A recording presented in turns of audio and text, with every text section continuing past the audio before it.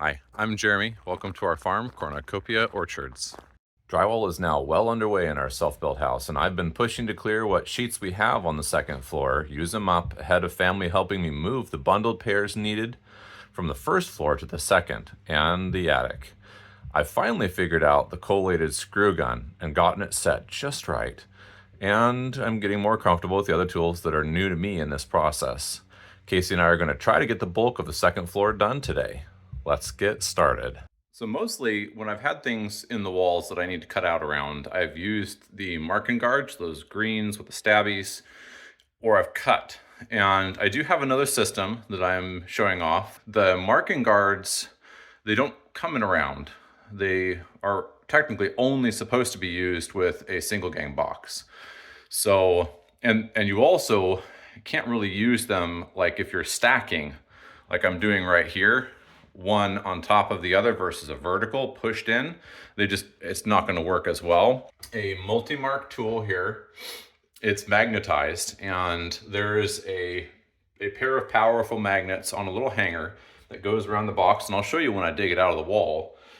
And it can fit around a round plastic box at least. I don't know about metal, probably metal as well.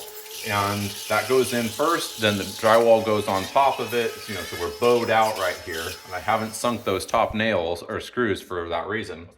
And then the magnet on the outside, you just make sure it's oriented correctly and put that on there. And then you can trace. Oh, wow. I mean, I was not aggressive enough with pushing this in, and I should have just been confident, I guess. Check this out. I have two of these sconces that are going in above the two sides of the bed. So we won't have in this master, we won't have a need for a nightstand light. We're gonna have them dimmable and everything. It's just a nice little feature that we decided to do. So pretty good.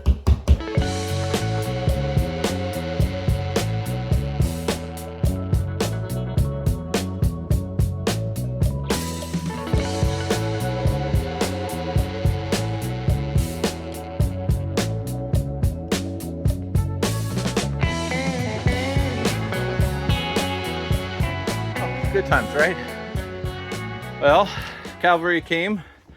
Thanks, cavalry. Cavalry is broken. We got a nice big stack up here. Should be sufficient to do L walls, these attic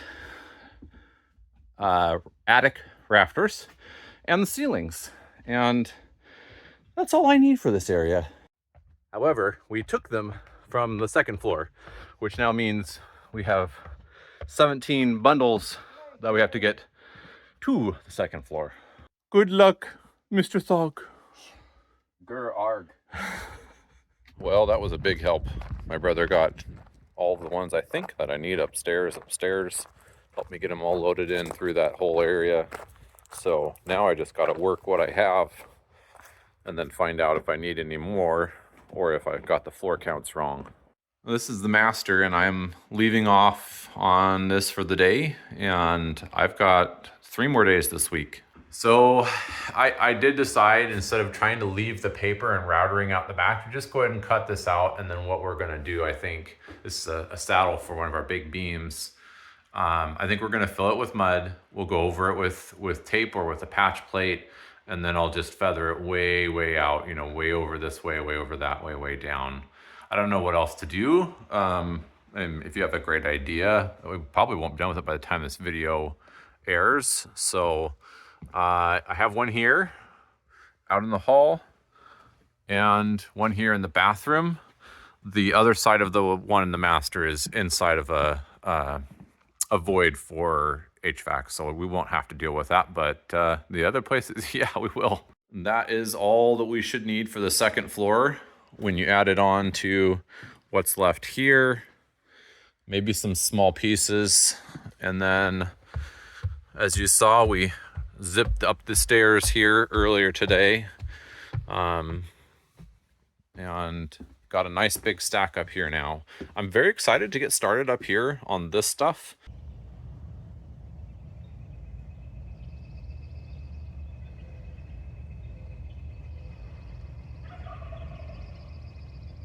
Okay, so I think we've chosen color for the house. It was painful.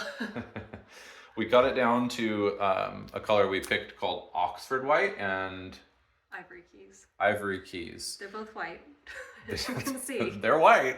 Trust me, there's a difference.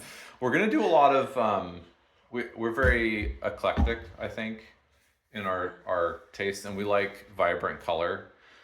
So this is new to us, having it be a majority of walls.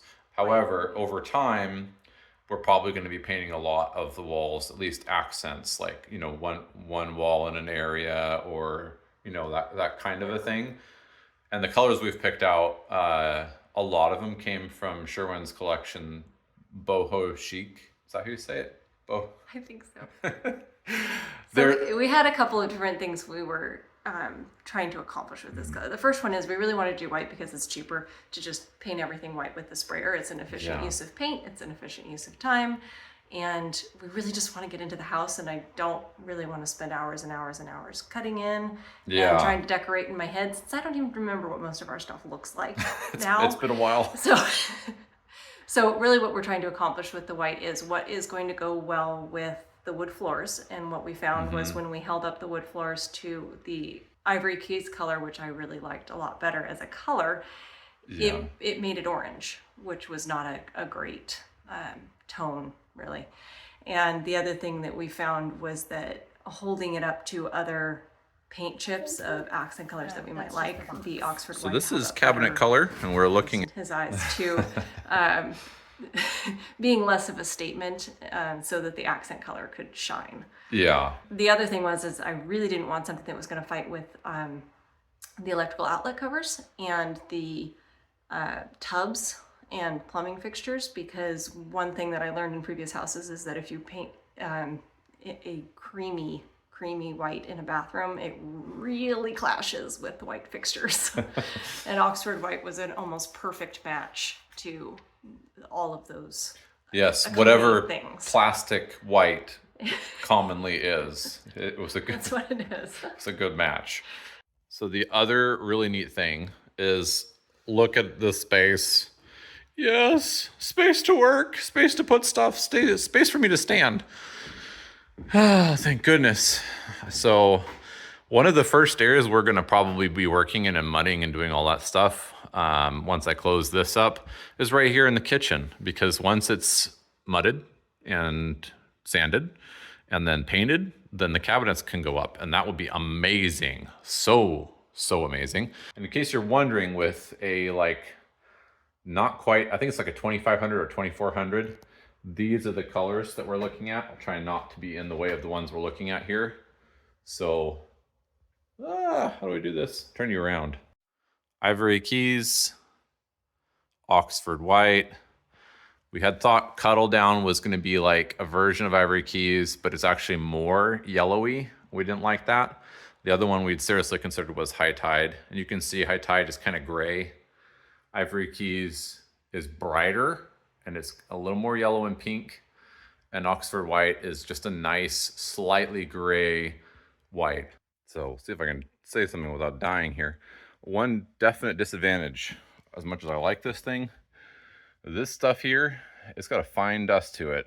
And you run that little blower motor, because it blows out air as it goes to keep it cool, near this stuff, and you probably can't see it, but oh my goodness, there is particulate everywhere in the room right now. See all those sparkles? Yeah, maybe in that light you can see it. I can see it on the screen of the camera anyway. Cruising through on this little room in here. This is one of the boys' rooms, boys' room number 2. And I'm about to hoist this up and put it on the top. And I feel like it just lets me get it tighter. So this one, tight on that side and tight there in the corner. A little bit of a bow in the middle, but as close as I can get it is kind of what I'm shooting for there. This one over here is one that I did the bottom first and then just tried to lift it up, measure it, lift it up to where it was going to be. So it's not bad, but I don't really know if it's that worth the extra work to do it the way that I'm doing it, but I wanted to do it just so that I could try it and then show you. So I knew I would need something to hold this up. and I've got these little cut off pieces, which may still be of use somewhere, but for now they're going to be use for me right here. And I've got them on blocking to get them almost the right height compared to where they should be relative to the ceiling. And so I just got to get this thing lifted up, and then once it's lifted up, we can attach it in along the top and then come back and get these two cut out and secure it on the bottom. And obviously this is not a very stiff board. If I had a 4-foot piece of sheathing, that would work better for that particular, nice and stiff. But it's holding it up just by virtue of being bound to the ceiling. So that worked out pretty good. All right, so we're cinched in. I've given myself some cheater lines just so I can make sure I have a good feel of when this naughty little drywall router is doing what it's supposed to and when it's maybe not.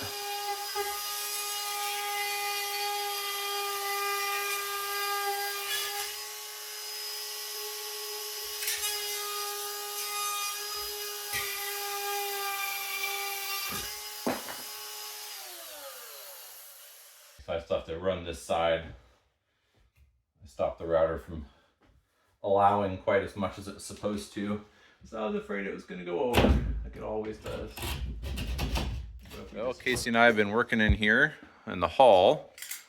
We've got the first sheet up in the hall. We've got some of the side pieces in here. I put this in and then remembered that that was my pathway. And I guess that means I'm done taking stuff up at least 4x12. I'm going to get this one put in at least through down the down low stuff in this hallway. I haven't decided how I'm building this out yet, so we're going to hold off on that for just the moment. Master, looking great. Casey's filling in the inch or whatever it was that unfortunately the room was just too wide. That's unpleasant. Kids' bedroom number 2, now done minus the closet. So that's a very, very nice feeling to have 2 rooms essentially done. It's a very small patch. It's most displeasing. Yes. So as we start to cover all of this stuff up in the house, it's definitely very important that we have some kind of documentation. I prefer both written and visual of where blocking is, where, electrical is, if it's anywhere other than where you might, just expect it to be based off of a plug or a switch or a light or any of that type of a thing, which there's not a whole lot of that, but good to note. And where plumbing is, so any of that type of stuff, you want to know where it is buried in the walls before you start throwing things onto the walls after the sheetrock, because you're not going to remember, even if you're the one who did it. At least I certainly wouldn't. So we're up in the master bath. Here is one example of how I'm recording this information so that my wife and I have that, and we know what we're doing. We have left sconce. The blocking for it is 12 to 29 inches from the south wall of this part of the bathroom, 67 to 73 inches high. We have the right sconce. On that one, you're definitely going to be catching the edge of the blocking or just the stud itself. We have window blocking that comes at least 6 inches off of each side of the window in this bathroom. So we should be good to find a spot for that. To the side of this window, there's a wall to the right, so there's not much opportunity there. She'd have to sink that through that foam. So Casey, make sure you're aware of that. Long screws if you're going to do that. She'll hit a beam, so there's plenty of backing there. These for the towel bar. So they're sitting at 48 inches high.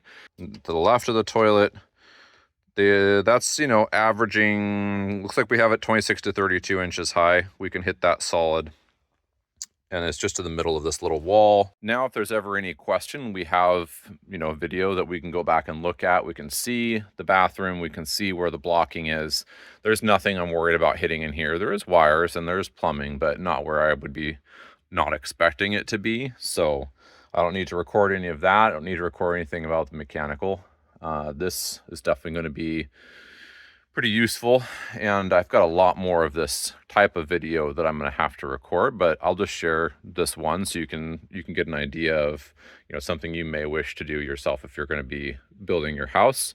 So one thing that I've learned so far, which is I'm certain common knowledge for anyone who's worked with drywall all that much, is there are proper ways to cut the paper on the face versus on the back of the sheets when you're cutting them down to size. Take a look at this. This sheet has a whole bunch of little rips and tears and then a smooth cut going up. What happened here is I actually split this from the back because whatever is facing towards me, that's what I've been cutting, and it works just fine.